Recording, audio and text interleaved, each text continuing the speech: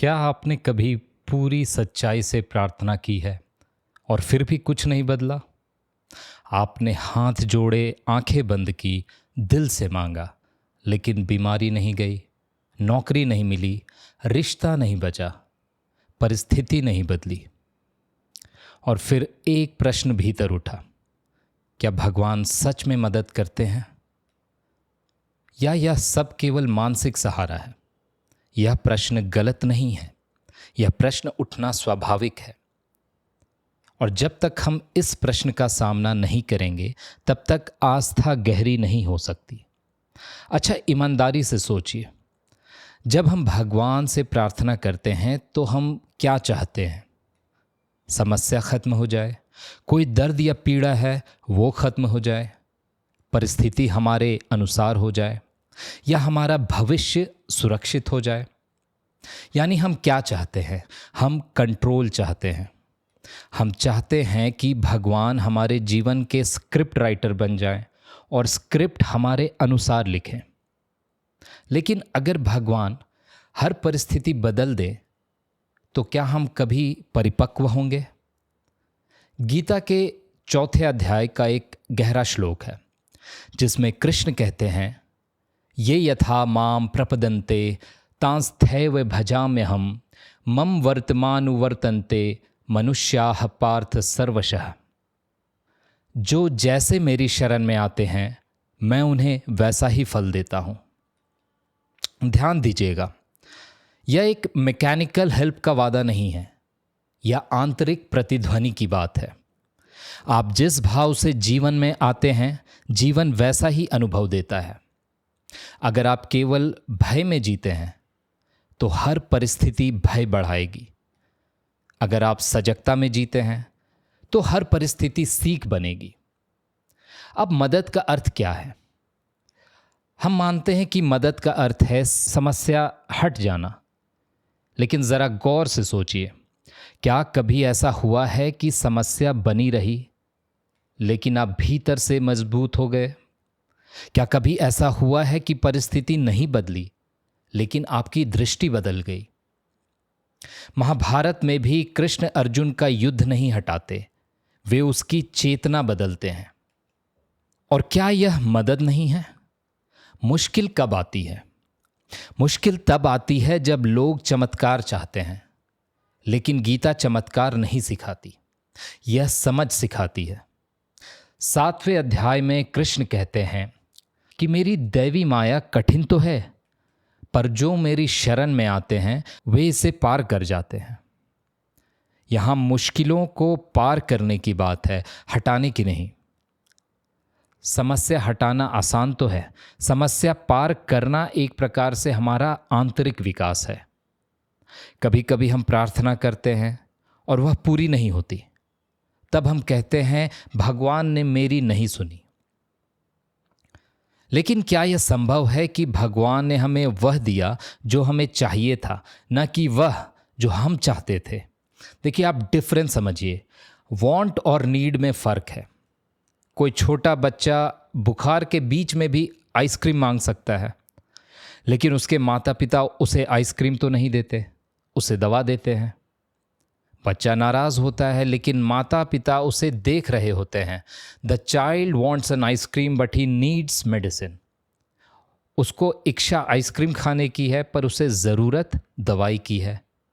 भगवान भी ऐसे ही हैं। वे हमें वह देते हैं जिसकी हमें ज़रूरत है, न कि वह जो हम चाहते हैं। अब बात करते हैं कर्म और कृपा की। गीता कर्म को महत्व देती है। अगर आप कुछ नहीं करेंगे और केवल प्रार्थना करेंगे तो क्या परिणाम आएगा? एक बहुत प्रचलित कहावत है, ना ही सुप्तस्य सिंहस्य प्रविशन्ति मुखे मृगः, कि सोए हुए शेर के मुंह में हिरण खुद नहीं जाते। भगवान मदद करते हैं लेकिन कर्म के माध्यम से। आप दरवाज़ा खोलते हैं, हवा आती है। आप बीज बोते हैं, वर्षा सहायक होती है। तो भगवान का मदद भी कर्म करने के बाद ही आता है। अच्छा, आपने कभी ध्यान दिया है, जब आप बहुत टूटे हुए होते हैं और भीतर से अचानक एक स्थिरता आती है, एक आवाज़ कहती है कि अभी मुश्किल तो है पर तुम संभल जाओगे। वह आवाज़ कहाँ से आती है? क्या वह कंडीशनिंग है या भीतर की चेतना? 18वें अध्याय में कृष्ण कहते हैं, ईश्वर सब प्राणियों के हृदय में स्थित है। अगर यह सत्य है तो मदद बाहर से नहीं आती, वह भीतर से उठती है। अगर आप हर समस्या भगवान पर डाल देंगे तो आप कमज़ोर बनेंगे। अगर आप हर समस्या केवल अपने ऊपर डालेंगे तो आप अहंकारी बनेंगे। संतुलन क्या है? कर्म आपकी जिम्मेदारी, परिणाम जीवन की प्रक्रिया। प्रार्थना शक्ति देती है, कर्म हमें दिशा देता है। देयर इज अ सेइंग कि faith without effort is fantasy and effort without faith is anxiety. अब सबसे कठिन प्रश्न, अगर किसी ने बहुत प्रार्थना की और फिर भी उसे हानि हुई तो? अगर किसी ने भगवान पर बहुत विश्वास रखा और फिर भी बीमारी नहीं गई, क्या तब भी कहेंगे कि भगवान मदद करते हैं? यहाँ उत्तर आसान नहीं है, लेकिन शायद मदद हमेशा बाहरी परिणाम में नहीं होती। कभी कभी मदद होती है सहन करने की शक्ति में, लॉस में डिग्निटी को नहीं जाने देने में, दर्द में करुणा के रहने में। और यह मदद अदृश्य होती है और यह मदद कृष्ण करते हैं। अगर आप मदद को चमत्कार मानते हैं तो शायद भगवान मदद नहीं करते। अगर आप मदद को चेतना की जागृति मानते हैं तो हाँ, भगवान मदद करते हैं। देखिए, भगवान हर समस्या नहीं हटाते, लेकिन वे आपको इतना गहरा बना सकते हैं कि समस्या आपको तोड़ ना सके। मदद हमेशा परिस्थिति बदलना नहीं है, कभी कभी मदद है आपको बदल देना। And when you change the meaning of everything changes. शायद यही सच्ची कृपा है। अब हम और ईमानदार होते हैं। कभी ऐसा भी होता है कि आप टूट जाते हैं। आपने प्रार्थना की, उपवास रखा, मंदिर गए, दान दिया, फिर भी दुर्घटना हो गई, रिश्ता टूट गया, व्यवसाय डूब गया, किसी प्रियजन को आपने खो दिया। और उस क्षण भीतर से आवाज़ आती है, अगर भगवान हैं तो हमारे साथ ऐसा क्यों हुआ?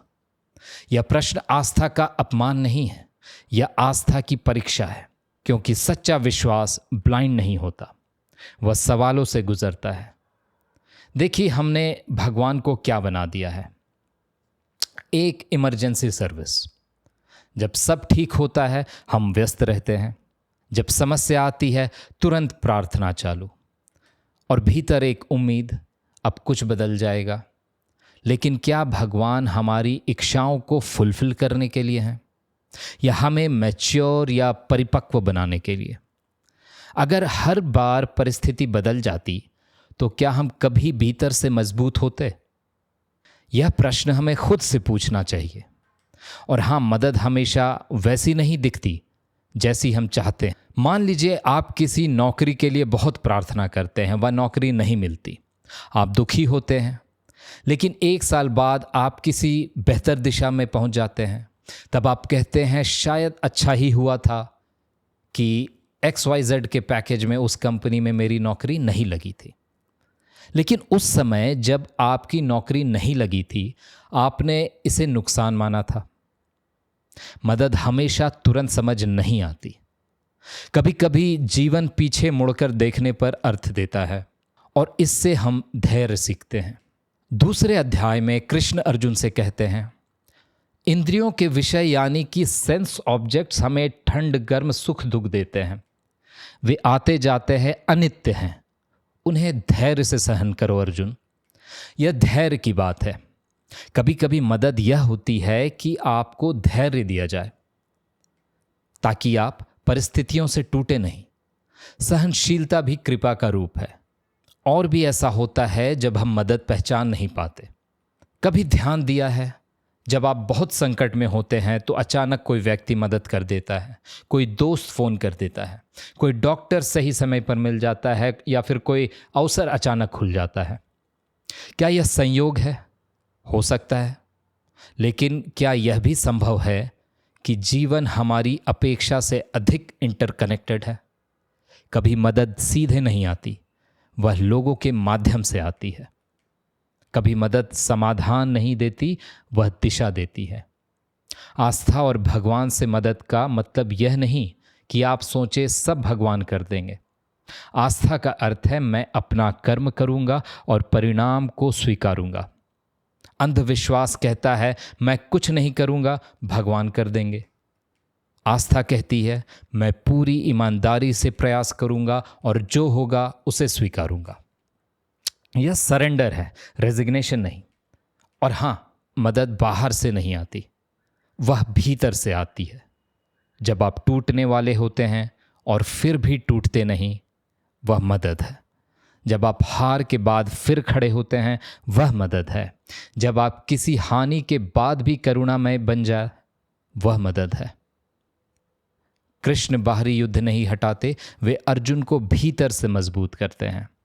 शायद भगवान हमें बाहरी संकट से बचाने नहीं आते, वे हमें इतना गहरा बनाते हैं कि संकट हमें परिभाषित ना करे। कभी यह भी संभव है कि हमारी कुछ इच्छाएं पूरी ना होना ही सुरक्षा हो। हम अभी समझ ना पाएं, लेकिन लाइफ में बिगर पिक्चर के लिए उनका पूरा ना होना ही हमारे लिए बेहतर है। हम एक पन्ना देखते हैं, जीवन पूरी किताब। इसलिए कभी कभी न भी कृपा हो सकता है। अंत में भगवान की मदद को परिभाषित करने की कोशिश करते हैं। भगवान मदद करते हैं, लेकिन हमेशा वैसी नहीं जैसी हम सोचते हैं। वे हमें परिस्थितियों से नहीं बचाते, वे हमें परिस्थितियों से बड़ा बनाते हैं। वे हमें चलने की शक्ति देते हैं। वे हर दर्द को नहीं हटाते, वे दर्द के बीच स्टेबिलिटी देते हैं। Help is not always protection, sometimes it is more about transformation. तो अगली बार जब आप प्रार्थना करें तो केवल यह मत समझिए या यह मत बोलिए भगवान से कि मेरी समस्या हटा दो। कभी यह भी कहिए मुझे इतना मजबूत बना दो कि मैं इसे संभाल सकूं। कभी यह भी कहिए मुझे स्पष्टता दो, विजन दो कि मैं सही कर्म कर सकूं। और कभी यह भी कि अगर परिणाम मेरे अनुसार ना हो तो मुझे स्वीकार करने की शक्ति दो। शायद वहीं से सच्ची मदद शुरू होती है, क्योंकि जब आप भीतर से बदलते हैं तो जीवन का अर्थ बदल जाता है और तब प्रश्न भी बदल जाता है। आप यह नहीं पूछते भगवान मदद क्यों नहीं कर रहे, आप कहते हैं मैं पहले ही मदद पा चुका हूँ। जय श्री कृष्ण।